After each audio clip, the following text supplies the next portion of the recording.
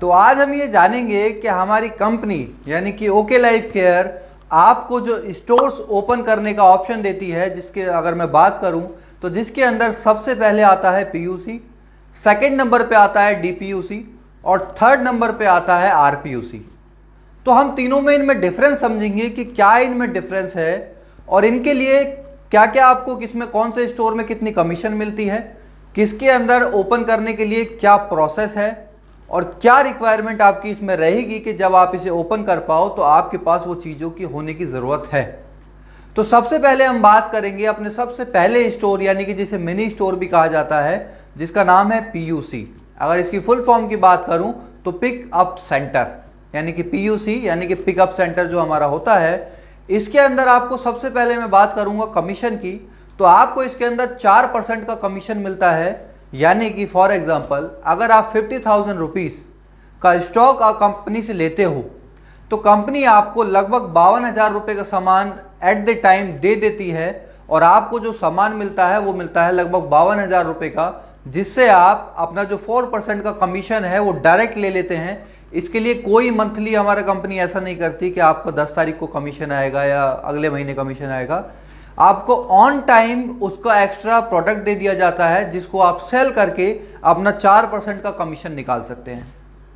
अगर मैं इसके प्रोसेस की बात करूं तो प्रोसेस बहुत सिंपल है इसका। आपको क्या करना होता है, हमारी कंपनी के जो दो बैंक अकाउंट है जिसके अंदर पहला है एचडीएफसी और दूसरा है पंजाब नेशनल बैंक, इन दोनों में से किसी भी एक बैंक में आपको 50,000 रुपये की राशि अमाउंट यानी कि ट्रांसफ़र करनी होती है और उसके बाद आपको 4 चीज़ें कंपनी को मेल करनी होती है। सबसे पहली चीज़, आपने जो पेमेंट करा उसका स्लिप, सेकंड आपका पैन कार्ड, थर्ड आपका आधार कार्ड और फोर्थ आपका मोबाइल नंबर। ये 4 चीज़ें आपको puc@oklifecare.com पे भेजनी होती है। उसके बाद होता क्या है, कंपनी सेम वर्किंग डे में अगर आप 4 बजे से पहले कंपनी को पेमेंट कर देते हैं तो सेम वर्किंग डे में आपकी फ्रेंचाइजी का आईडी और पासवर्ड आपके पास आ जाता है।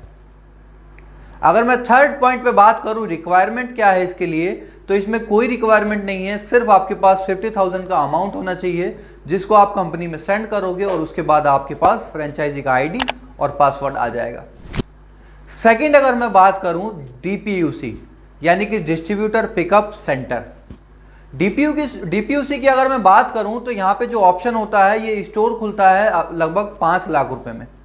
5 लाख रुपए की अमाउंट या उससे ऊपर की कोई भी अमाउंट जो आप चाहते हो भेजना, आप कंपनी को सेंड करते हो और इसमें जो आपका कमीशन रेट रहता है वो होता है 7%। अब मैं अगर इसकी बात करूं इसके प्रोसेस की, तो सेम प्रोसेस यहाँ पे भी आपको फॉलो करना होता है, पर फर्क यहाँ पे क्या होता है कि इसके अंदर आपको जीएसटी की रिक्वायरमेंट होती है।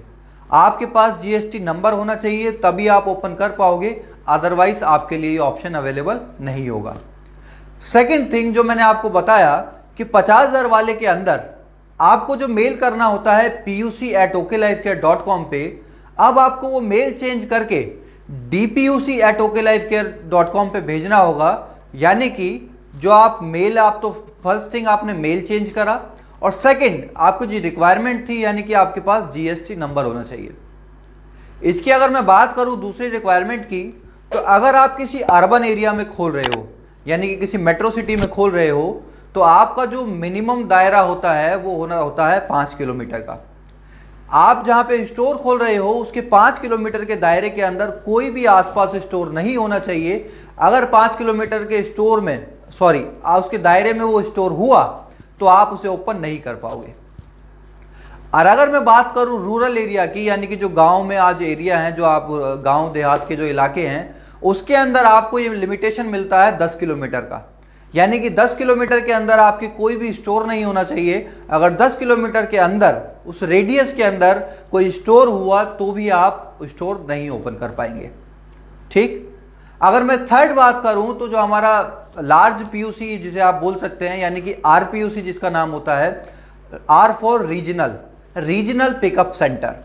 तो रीजनल पिकअप सेंटर खोलने के लिए आपको क्या करना होता है कि आपको मिनिमम 25 लाख रुपए की अमाउंट कंपनी को सेंड करना होता है और सेम प्रोसेस जैसा कि मैंने आपको बताया कि आपको जहां पे पीयूसी के लिए puc@oklifecare.com, DPUC के लिए dpuc@oklifecare.com और RPUC के लिए rpuc@oklifecare.com पे ईमेल करना होता है।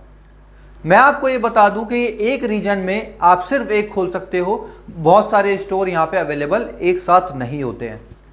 इसमें अगर मैं परसेंट कमीशन की बात करूं तो आपको जो लगभग मिलता है वो 10% का कमीशन होता है। और सेकंड जो मैंने प्रोसेस में बताया तो प्रोसेस आपका बिल्कुल सेम रहेगा।